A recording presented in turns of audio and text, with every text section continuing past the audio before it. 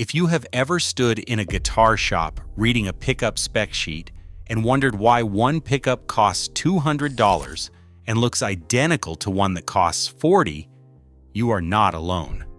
The guitar pickup market is built on a stack of specifications that most players do not fully understand, and because of that, most players choose the wrong pickup for the music they actually play. DC resistance, magnet type. Alnico 2 versus Alnico 5 versus ceramic. Vintage output, hot output. Scatter wound coils, wax potted. The list of terms on a modern pickup package reads like a chemistry exam, and most of those specs do not mean what buyers assume they mean. Today we are going deep into what single coil and humbucker pickups actually are, what the specs tell you, what they do not tell you, and why most guitarists end up with the wrong pickups in their guitars. By the end, you will understand why a cheap single coil can sometimes smoke a boutique humbucker, and why output numbers almost never mean what the marketing says they mean. Let us start with what a pickup actually is. A guitar pickup is a remarkably simple device. It is a magnet, or a set of magnets, wrapped in thousands of turns of thin copper wire. When you pluck a string, the string vibrates through the magnetic field, and that motion induces a tiny electrical current in the copper coil. That current is the signal that travels down your cable, into your amp, and eventually out of a speaker as sound. That is it. That is the entire technology. Every single thing that makes pickups sound different from each other comes down to variations in three variables: the strength and type of the magnet, the number and geometry of the copper windings, and the physical placement of the pickup under the strings. Single coil pickups are the original design. Leo Fender used them in the first Telecasters in 1950 and the first Stratocasters in 1954. And the basic geometry has not changed much since. A Fender-style single coil is 6 pole pieces, usually made of Alnico alloy, surrounded by a bobbin wrapped in thin-gauge copper wire. The whole assembly is small, the coil is narrow, and the pole pieces sit directly under each string. What this geometry produces is a pickup with clear, high-end response, a fast, transient attack when you pluck the string, and a certain articulate quality in chord voicings that humbuckers cannot fully replicate. The single coil has a window of tone that sits between 2,000 and 6,000 Hz that stays open and airy, which is why single coils cut through a mix so well on recordings. But the single coil has one serious flaw. Because it is a single coil of wire, it also acts as an antenna for electromagnetic interference. The 60-cycle hum you hear from a Stratocaster near a fluorescent light or near a computer monitor is the coil picking up the alternating current field from the electrical grid. The hum gets louder as you turn up the amp, and there is no way to fix it at the pickup level without redesigning the pickup entirely. Which brings us to the humbucker. In 1955, a Gibson engineer named Seth Lover figured out that if you took 2 single coil pickups, wound them in opposite directions, and wired them in series, the hum generated in both coils would be 180 degrees out of phase. The 2 hum signals would cancel each other out. The name humbucker comes directly from that feature, since the pickup bucks the hum. But there was a side effect. When you combine 2 coils in series, the output of the pickup roughly doubles. The magnetic field covers a wider area of the string, which averages out some of the high-end detail, and the resulting tone is thick, warm, and rounder than a single coil. That side effect is what made the humbucker the defining sound of rock and roll. The original PAF humbuckers in late 1950s Gibson Les Pauls became the reference for what a rock guitar sounds like, and the whole industry has been chasing that tone ever since. So that is the basic split. Single coils are clear, articulate and noisy. Humbuckers are thick, warm, and quiet. Now let us talk about what the specs actually mean, because this is where most players get lost. The most commonly advertised spec on a pickup is DC resistance, measured in kiloohms. A vintage output PAF humbucker might read 7.5 kiloohms. A modern high-output humbucker might read 15. A Stratocaster single coil usually reads around 6. Here is what DC resistance actually measures. It measures the total resistance of the copper wire in the coil. More wire means more resistance, and more resistance usually means more output.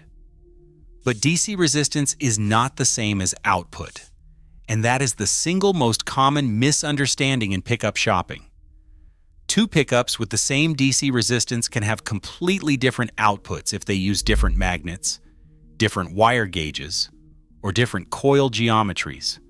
A pickup with a strong ceramic magnet and fewer windings can have lower DC resistance than a pickup with a weak Alnico magnet and more windings, while still producing more output. The spec sheet tells you one variable. The tone is the result of all the variables combined. The real character driver in a pickup is the magnet. Alnico 2 is a weaker, softer magnet that produces a smoother, more vintage sound. Alnico 5 is stronger and more aggressive, producing a tighter low end and a more cutting high end. Ceramic magnets, often used in modern high-output humbuckers, produce the most aggressive top end and the fastest attack, which is why they became the standard in metal pickups in the 1980s and the 1990s. If you understand the magnet, you understand 90% of the tonal character of the pickup.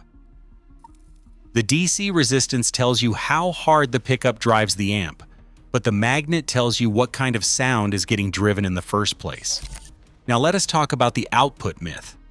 Most players assume that if they play metal, they need a high-output pickup.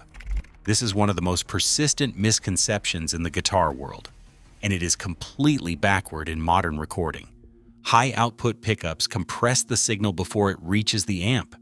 The extra voltage hits the preamp stages harder, which produces more natural distortion, but also reduces dynamic range and clean headroom. This was useful in the 1980s when players wanted to push a Marshall amp into saturation without pedals, but it is actively counterproductive in modern high-gain recording. The players on most modern metal records, including the technical death metal guys, the gent guys, and the studio professionals, are running relatively low-output pickups into high-gain amplifiers or digital modelers. The low output gives them note clarity, dynamic response, and the ability to let the amp do the distortion work. A pickup with too much output muddles fast riffing, kills palm mute articulation, and makes chord voicing sound blurred. So the guy who bought a 15 kiloohm EMG81 for his metal guitar might actually get a better metal tone from a 7 kiloohm PAF style humbucker running through the same amp. The modern metal rig is built on amp gain, not pickup gain, and that is information the pickup marketing almost never communicates. If you are finding this helpful, hit subscribe. We cover guitar gear and technique every week so you can play better and spend smarter. All right, let us talk about what you should actually be matching when you choose a pickup. The real question is not, what pickup do I want? The real question is, what does my playing style actually need from a pickup? Country players and funk players tend towards single coils because the clarity and attack help articulation in those styles. You can hear individual notes in a chicken-picking line. You can hear the slap of a funk strum. The single coil's top-end window is critical to those sounds.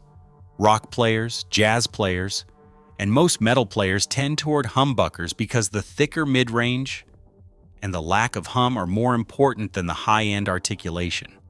A jazz guitarist playing a clean hollow body through a tube amp needs the warmth that a humbucker provides. A rock player running gain needs the quiet operation. Indie, alternative, and a lot of modern pop guitarists have actually been moving back towards single coils over the last decade because the recording clarity cuts through dense productions in a way that humbuckers do not. The Stratocaster is having a quiet renaissance on modern records, and the spec sheet shoppers have mostly missed it. Coil tap and coil split options try to bridge the gap. A coil split takes a humbucker and lets you turn off one of the two coils, which gives you a single coil-like sound with a flip of a switch. The resulting tone is thinner than a true single coil, because the geometry of the humbucker bobbin is different, but it gets you in the ballpark for a rhythm part or a cleaner passage. Now let us talk about the mistake most guitarists make. The biggest mistake in pickup shopping is buying based on artist endorsements. Your favorite guitarist uses a specific pickup, so you buy that pickup and you assume the tone will follow. But the pickup is one of 20 variables in that artist's tone chain. The guitar body, the neck joint, the wood, the strings, the pick, the amp, the speaker cabinet, the microphone, the preamp, the console, and the mastering engineer all contribute. The pickup is maybe 5% of what you are hearing on the record. The second biggest mistake is assuming that genre dictates pickup choice. A metal guitarist who plays at home through a digital modeler has completely different pickup needs than a metal guitarist on a professional tour with a wall of Mesa cabinets. A bedroom blues player does not need the same pickups as a working blues touring musician playing through a loud Fender Twin on stage. The actual question you should be asking is, what specific problem am I trying to solve with this pickup change? Is my current pickup too muddy in high gain? Is it too bright on clean tones? Does it hum too much in my apartment? Is the output too low to drive my amp into breakup at reasonable volumes? If you cannot describe the problem in one sentence, you probably do not need a new pickup. And here is how to actually test pickup candidates before you buy. Find YouTube videos of the pickup installed in a guitar with construction similar to yours, played through an amp similar to yours, in a style similar to yours. Listen on good headphones or studio monitors, not laptop speakers.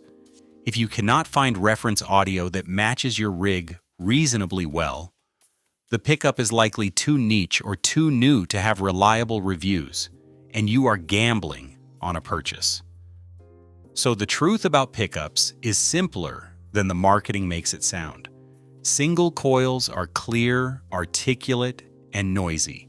Humbuckers are thick, warm, and quiet.